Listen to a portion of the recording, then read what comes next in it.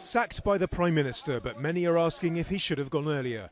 On Monday, Rishi Sunak ordered an investigation into allegations Conservative Party chairman Nadhim Zahawi paid $6 million, including a penalty, to settle a dispute with the tax authorities known as HMRC. Now he's written to Zahawi saying, following the completion of the independent advisor's investigation, the findings of which he has shared with us both, it is clear that there's been a serious breach of the Ministerial Code. The report criticises Zahawi for several failings.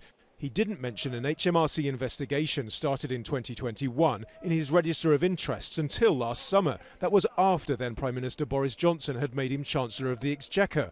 Last October, when Rishi Sunak appointed him party chair and minister without portfolio, Zahawi failed to mention he'd paid a penalty.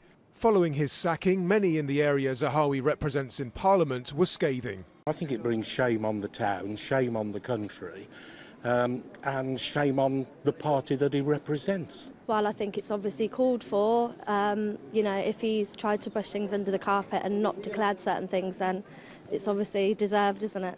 Speaking on Thursday, the Prime Minister insisted he acted as soon as any concerns were raised.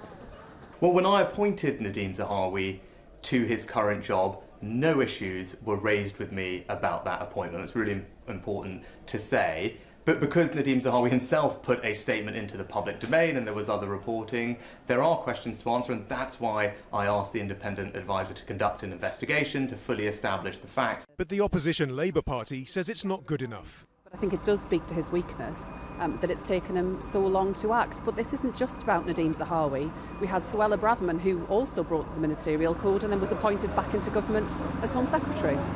A cross-party committee in Parliament concluded that reappointment set a dangerous precedent when it comes to how breaches of the Ministerial Code are dealt with. Now questions are being asked about how much Rishi Sunak knew of Nadhim Zahawi's investigation by the tax authorities and when. Still on the horizon, an investigation into numerous complaints of bullying by Deputy Prime Minister Dominic Raab. And a parliamentary inquiry into whether Boris Johnson misled the House of Commons over drinking sessions held during pandemic lockdowns, known as the Partygate scandal. The Prime Minister took office promising integrity and accountability. Those themes won't be disappearing for a while. Nadim Zahawi, Al Jazeera, London.